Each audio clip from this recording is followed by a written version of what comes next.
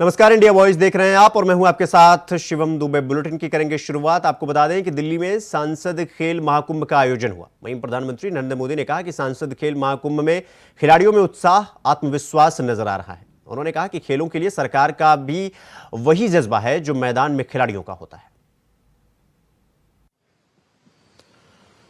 साथियों, सांसद खेल महाकुंभ, उसमें जो उत्साह दिख रहा है, ये जो आत्मविश्वास नजर आ रहा है,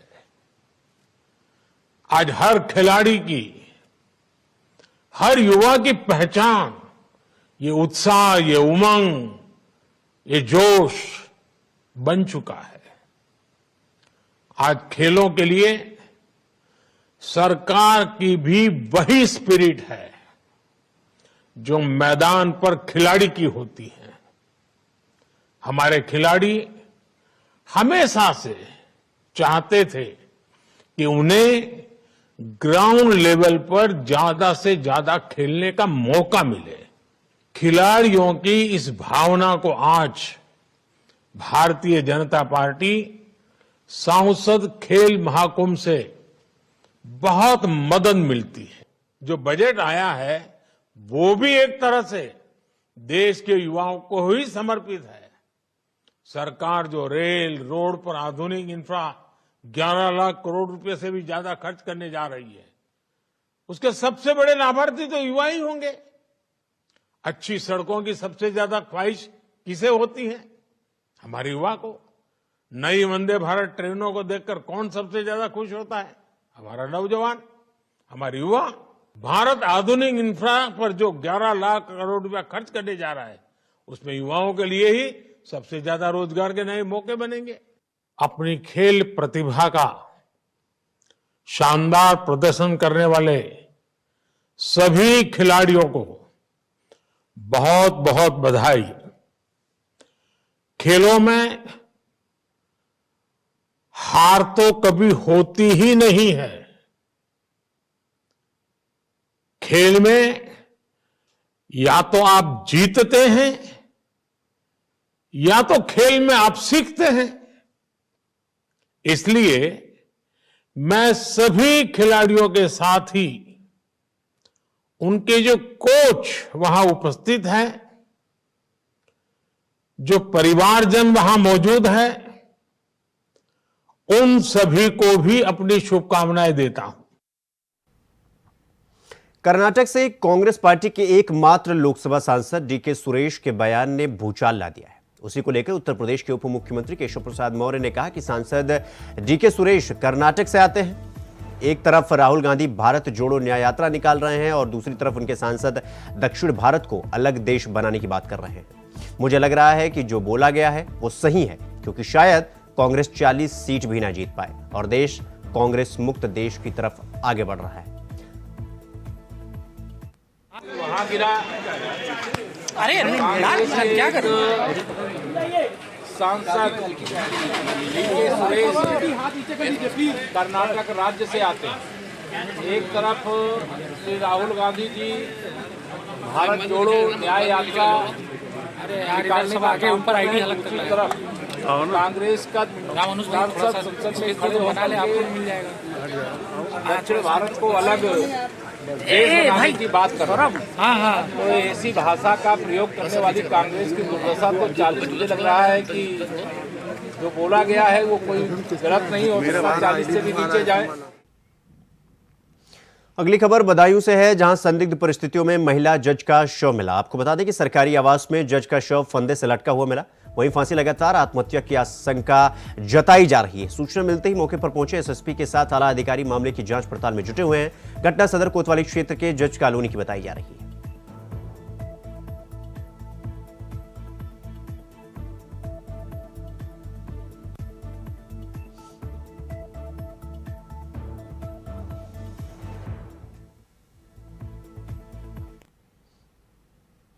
खबर प्रयागराज से है, जहां माफिया अतीक अहमद ने अपने रसूख और दबंगई के बल पर न सिर्फ प्रयागराज में ही बल्कि दिल्ली और नोएडा में भी प्रॉपर्टी बनाई थी।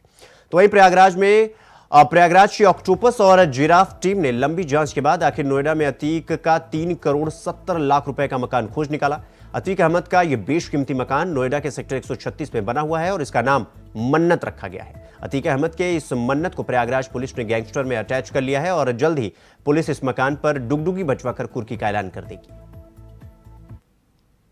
इसमें जो पुलिस आयुक्त महोदय के द्वारा एक गैंगस्टर एक्ट 14(1) में कुर्की केस में प्रॉपर्टी अटैचमेंट की एक कार्रवाई की गई है, जिसमें नोएडा में सेक्टर 36 में एक मकान था जो कि मृतक अतीक अहमद के नाम पे था। उसको गैंगस्टर एक्ट के तहत अटैच किया गया है और इस मकान की जो कीमत है वो मार्केट वैल्यू लगभग 3 करोड़ 70 लाख रुपए थी।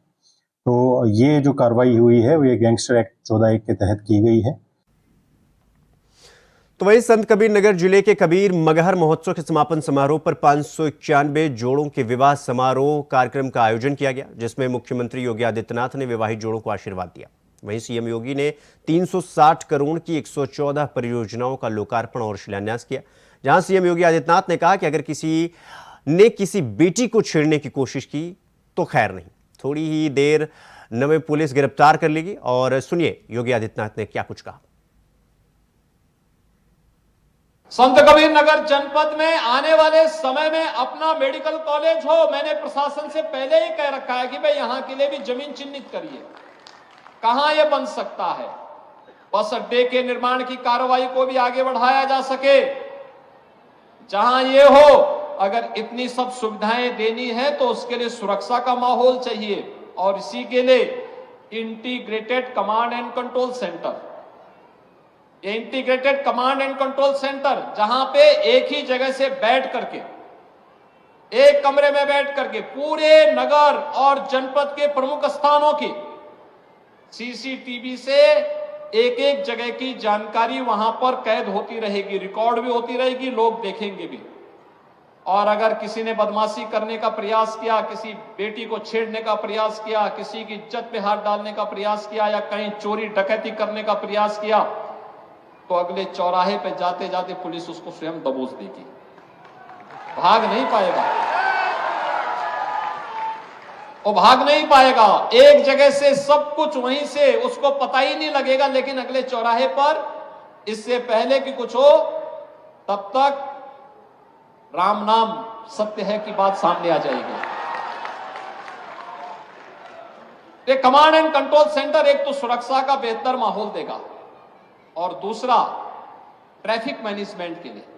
देश बदल रहा है, एक नए भारत का दर्शन हो रहा है। प्रधानमंत्री मोदी जी के नेतृत्व में इस नए भारत में हम सबका गौरव बढ़ा है। 140 करोड़ लोग आज अपने आप को गौरवान्वित महसूस करते हैं। जब देश शक्तिशाली होता है तो वह समर्थ भी होता है, समर्थ होता है तो समृद्धि अपने आप आने लगती है। और उस समृद्धि को देखते हुए आज भारत दुनिया की 5वीं बड़ी अर्थव्यवस्था बना है और बहुत शीघ्र 2024 में एक बार मोदी जी को फिर से देश के प्रधानमंत्री पद की कुर्सी सौंपिए, भारत दुनिया की तीसरी बड़ी अर्थव्यवस्था बनेगा। भारत का दुनिया की तीसरी बड़ी अर्थव्यवस्था बनने का मतलब हर नागरिक के जीवन में परिवर्तन होना, प्रति व्यक्ति आय बढ़ना। उत्तर प्रदेश ने पिछले 6 वर्ष में 6 करोड़ लोगों को बहुआयामी गरीबी से ऊपर उठाने का काम किया है और पूरे देश में 24 करोड़ लोग बहुआयामी गरीबी से ऊपर उठे हैं। इस सरकार के द्वारा उठाए गए उन कदमों का परिणाम है, जिसके परिणाम स्वरूप एक गरीब को बिना किसी भेदभाव के शासन की योजना का लाभ प्राप्त हो रहा है। आवास मिले सबको बिना भेदभाव के, शौचालय मिला बिना भेदभाव के सबको मिले, आयुष्मान का कार्ड बिना भेदभाव के सबको मिल रहा है, राशन कार्ड की सुविधा हर जरूरतमंद को प्राप्त हुआ है, सड़कें बन रही हैं।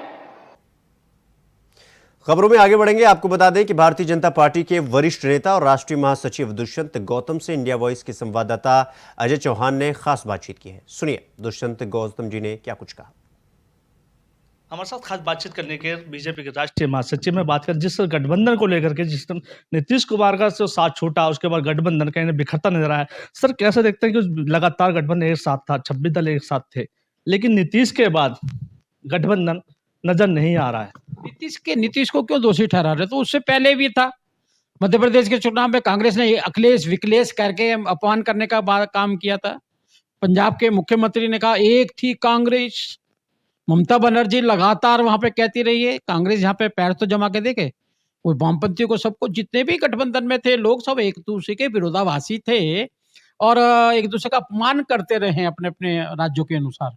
और यही कारण है कि वो उनका कोई एम्स नहीं था, विजन नहीं था। जनता चाहती थी हमारे लिए क्या करेंगे, लेकिन उनका विजन एक ही था किसी प्रकार से जो उन्होंने भ्रष्टाचार किए हैं। और मोदी जी ने कह दिया मेरा संकल्प है जितने भी भ्रष्टाचारी हैं उनको जेल में जाना होगा, क्योंकि उन गरीबों के पैसे को लूटने का काम किया है। इसलिए एक वातावरण बनाने का काम कर रहे थे। नहीं तो बताएं केजरीवाल किस किस को गाली नहीं बकते थे, इनमें सबको कितनी बड़ी बड़ी गालियां बकते थे। तो इसलिए कोई गठबंधन नहीं था, जनता के लिए भी नहीं था। जनता पूछ रही है गठबंधन काय के लिए बनाया है भाई? कोई विजन है जनता के लिए? नहीं है कोई विजन। मोदी हटाओ, मोदी हटाओ। क्यों हटाओ? मोदी तो जनता में के दिलों में वास करते हैं। जनता के दिलों में वास करें, जनता की बद्दुआएं लगी, सारा इनका दल बिखर गया। सर गठबंधन बना था मोदी का रथ रोकने के लिए, लेकिन मोदी का रथ तो नहीं रुका, राम मंदिर भी बन गया, ज्ञान पापी का भी फैसला आने वाला है। अब 2024 चुनाव आ रहा है, वो चाहते हैं कि मोदी रोके, किसी तरह से रोके, बाकी कोई नेता नहीं। लेकिन गठबंधन कहाँ नजर है, वही खड़के भी यही कहते हैं लगातार, और केजरीवाल भी लगातार बीजेपी को घेरती नजर आती है। क्या लगता है 2024 में मोदी का रथ रुकेगा? देखिए मोदी का रथ ईमानदारी पे, समर्पण भाव से, जनता की सेवा में और देश को एक विकसित भारत बनाने के लिए आज देश का हर नागरिक और विदेशों में बसे हुए सभी लोग चाहते हैं कि विकसित भारत हमारा विकासशील हो, विकसित हो और एक अच्छी ऊंचाइयों में पहुंचे। और मोदी जी में को उस प्रकार से वो उसके सारथी के रूप में देखते हैं। और मोदी जी को मेरे ख्याल कोई आज रोकने वाला नहीं है, क्योंकि मोदी जी सपर भाव से, नेक नियति से जो काम कर रहे हैं देश का, और गरीबी की रेखा से 25 करोड़ लोगों को निकालने का काम करना एक अपने आप में बड़ी बात है। उनकी सबकी दुआएं लग रही है, माता बहनों की दुआएं लग रही हैं। सभी लोगों को कोरोना काल से बचाने का काम हमने किया है। हमने आतंकवाद मुक्त शासन दिया है, हमने जो भ्रष्टाचार मुक्त शासन हम दे रहे हैं। तो जनता खुश है हमारे से, इसलिए हमारा रथ नहीं है, हमारे सेवा भाव है, सेवा भाव से हम काम कर रहे हैं। सवाल है जिस तरह से इस बार बजट आया है, बजट में काफी कुछ सुविधाएं दी गई, अपना विकास भी दिखाया। 2047 तक विश्व गुरु बनाने की बात कही थी, लेकिन विपक्ष कहता है कि ये खाली एक ड्रामा है और कुछ नहीं है। देखो विपक्ष की भूमिका है ये। विपक्ष ने झूठ ही बोलना है, हमेशा विरोध करना है, हर बात का विरोध करना है। लेकिन मुझे लगता है कि उनको रचनात्मक राजनीति भी करनी चाहिए। जहाँ लाभ हो रहा है देश को, लाभ की बात करनी चाहिए। लेकिन विपक्ष आप देखो ना, उसकी भूमिका क्या रहती है? हमेशा यही भूमिका रहती है, पाकिस्तान के पक्ष में बोलते हुए दिखाते हैं, चाइना के पक्ष में बोलते हुए दिखाते हैं। जो हमारे देश में राष्ट्रीय विरोधी ताकतें हैं उनके पक्ष में टुकड़े गैंग के साथ खड़े हुए दिखाई देते हैं।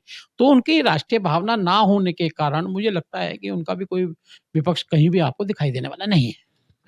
सत्य हमारे साथ बातचीत करने के लिए गौतम जी तो सीधा कहा था मोदी जी को रथ है वो कोई नहीं रोक पाएगा। 2024 में तीसरी बार शपथ ग्रहण उनकी कमल कर्मों द्वारा किया जाएगा। दिल्ली से अजय चौहान, इंडिया वॉइस।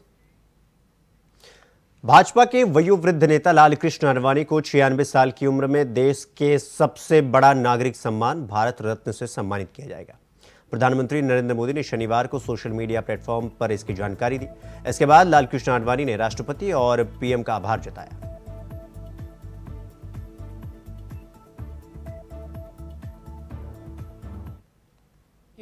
हमें बहुत खुशी है और हम सबको खुशी है कि आडवाणी जी जो सांस्कृतिक राष्ट्रवाद के एक बहुत बड़े योद्धा हैं और जिन्होंने कि तमाम संकट के समय, कंटक के समय, तमाम समस्याओं के समय और तमाम परेशानियों को झेलते हुए और देश में सांस्कृतिक राष्ट्रवाद का ध्वज फहराया और देश को और राष्ट्रवाद से जोड़ा। मेरा सौभाग्य है कि राष्ट्रीय अध्यक्ष के नाते मुझे काम करने का यूथ विंग में जनरल सेक्रेटरी के रूप में, उसके अलावा जो है वो जब वो डिप्टी प्राइम मिनिस्टर थे तो उस समय भी सूचना प्रसारण मंत्रालय में उनके साथ काम करने का मौका मिला। वो जो शख्सियत है आडवाणी जी की, वो शख्सियत पूरे देश के लिए सबक और संदेश रही है, और वो खासतौर से उन लोगों के लिए जो इस वक्त आज भी जो है वो सामंती सियासत के सूत्रधार बने हुए हैं। बहुत खुशी है मुझे भी, पूरे परिवार को, कि दादा को इतना बड़ा सम्मान, देश का सर्वोच्च सम्मान मिला है। निश्चित ही आज मुझे एक व्यक्ति जिसकी याद सबसे ज्यादा आ रही है वो मेरी माँ है, और माँ का दादा के जीवन में बहुत बड़ा योगदान रहा है, निजी जीवन में भी और राजनीतिक जीवन में भी। दादा बहुत खुश हैं। मैंने जब दादा को बताया, मुझे पता लगा और मैंने दादा को बताया, तो वो बहुत ही खुश थे, और उन्होंने यही चीज बोली कि जीवन में उन्होंने अपना पूरा जीवन देश की सेवा में लगाया। इसके लिए वो बहुत खुशगुजार हैं और प्रधानमंत्री श्री नरेंद्र मोदी का धन्यवाद करते हैं। मिली थी, मैंने पहले भी कहा, फिर दोहराता हूँ उस बात को कि सभी सांसदों की उनकी टिकट कटने जा रही है। जो एक सांसद हैं वो सीट बदलना चाहते हैं। तो सोचिए, अगर ऐसी परिस्थितियों में जिन्हें राजनीति करनी पड़ेगी तो क्या सीट जीतेंगे वो? इसीलिए जानबूझ करके दूसरों की चिंता उन्हें ज्यादा है, उन्हें चिंता अपनी होनी चाहिए। और हमारे साथी ने जो पूछा कि भारत रत्न, ये भारत रत्न अपने वोट को बांधने के लिए दिया जा रहा है, ये सम्मान में नहीं दिया जा रहा है। सम्मान तो है खैर उस बात को, क्योंकि भारत रत्न है, लेकिन अपने वोट को बांधने के लिए।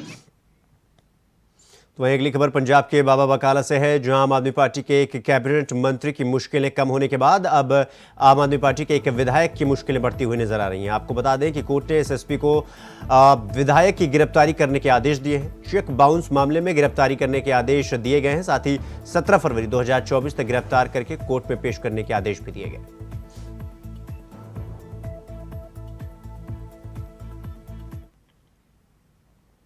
तो वहीं अगली खबर अमेठी से है, जहां विद्युत विभाग की विजिलेंस टीम के कार्यशैली से नाराज व्यापारियों ने अपनी दुकानें बंद कर दी हैं। आपको बता दें कि व्यापारियों का यह आरोप है कि विद्युत विभाग की विजिलेंस टीम धनुगाही और अवैध वसूली की टीम बन चुकी है। तो वहीं कस्बे में स्थित दुकानदारों का कहना यह भी है कि फर्जी तरीके से आए दिन जांच के नाम पर विद्युत विभाग की विजिलेंस टीम वाले हमें परेशान करते हैं।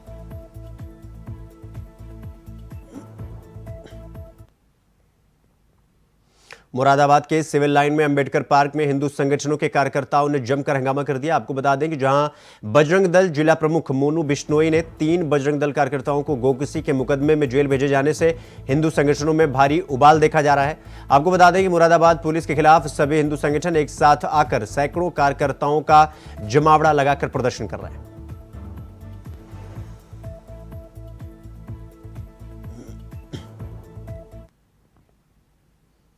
तो वहीं अगली खबर लखनऊ से है, जहां लखनऊ यूनिवर्सिटी गेट नंबर 1 पर समाजवादी पार्टी छात्र सभा के छात्रों का प्रदर्शन देखने को मिला। आपको बता दें कि इलाहाबाद यूनिवर्सिटी में प्रॉक्टर के छात्र को पीटते हुए एक वीडियो सोशल मीडिया पर वायरल हुआ था। वीडियो वायरल होने के बाद समाजवादी पार्टी के छात्रों का गुस्सा फूट पड़ा। तो वहीं समाजवादी नेताओं का यह आरोप है कि इलाहाबाद यूनिवर्सिटी के प्रॉक्टर ने छात्र के कपड़े उतारकर उसे पीटा, और समाजवादी पार्टी के छात्रों की मांग यह भी है कि जल्द से जल्द प्रॉक्टर को गिरफ्तार किया जाए, अन्यथा यह प्रदर्शन और भी उग्र होता हुआ दिखाई देगा।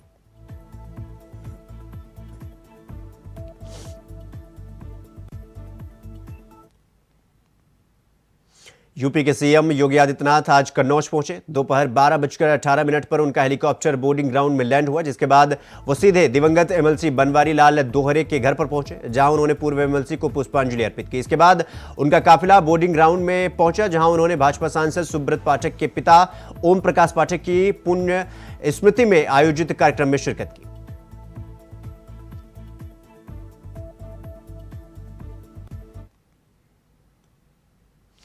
अगली खबर अलीगढ़ से है, जहां सब्जी मंडी व्यापार के साथ हुई लूट के आरोपी और पुलिस के बीच भारी मुठभेड़ हो गई। आपको बता दें कि गोंडा रोड स्थित टेंटी गांव के समीप पुलिस और बदमाश के बीच मुठभेड़ में बदमाश ने पुलिस के ऊपर पहले फायरिंग की, और इसके बाद जवाबी पुलिस फायरिंग में बदमाश के पैर में गोली लगी, जिसके बाद पुलिस ने उसे गिरफ्तार कर लिया। साथ ही आपको यह भी बता दें कि गिरफ्तार बदमाश 5,50,000 रुपए का लूट का आरोपी है।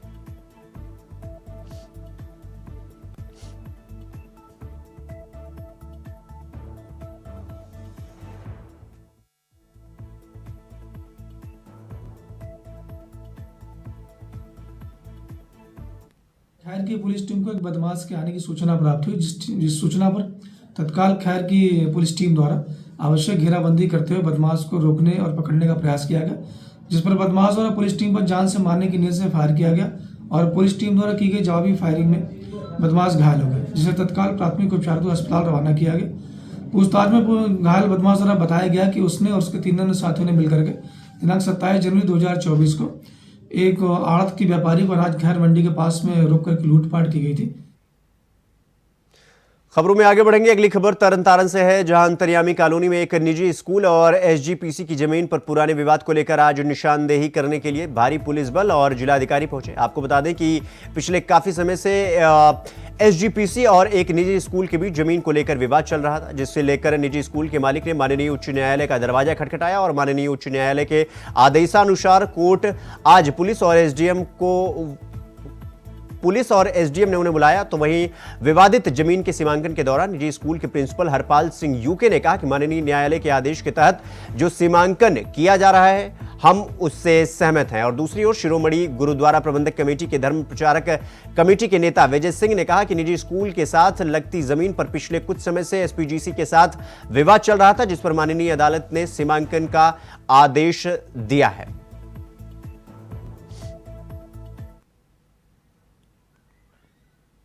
अगली खबर अमेठी से है, जहां नव आगंतुक जिलाधिकारी निशा आनंद के सामने जनता की भारी भीड़ उमड़ पड़ी। आपको बता दें कि संपूर्ण समाधान दिवस का तिलोई तहसील में फरियादियों की फरियाद सुन रहे हैं। जिलाधिकारियों के साथ पुलिस अधीक्षक भी फरियाद सुन रहे हैं। वहीं चार्ज संभालते ही पहले पूरे समाधान दिवस में सख्त रुख अख्तियार करते हुए जिम्मेदारियों की नसीहत दी और कहा कि कामकाज में लापरवाही कतई बर्दाश्त नहीं की जाएगी।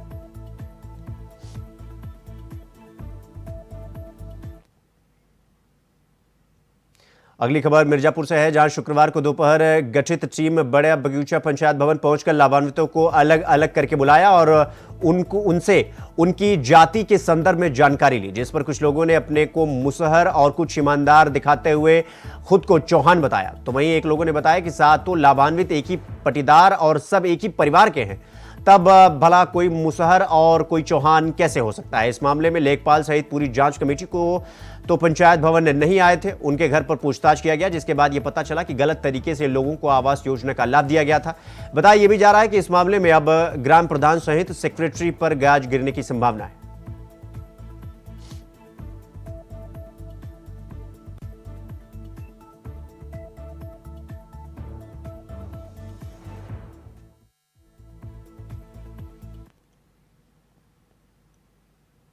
रुक करेंगे अगली खबर की ओर। अगली खबर हमीरपुर से है, जहां तेज रफ्तार ट्रक ने स्कूटी सवार को रौंद कर मौत के घाट उतार दिया। आपको बता दें कि टक्कर इतना भयंकर था कि स्कूटी ट्रक से टकराने के बाद स्कूटी में भीषण आग लग गई। तो वहीं स्कूटी पर सवार महिला की मौके पर ही मौत हो गई और पिता पुत्री आग से बुरी तरीके से झुलस गए, जिनको गंभीर हालत में इलाज के लिए अस्पताल ले जाया गया, जहां उनका इलाज चल रहा है।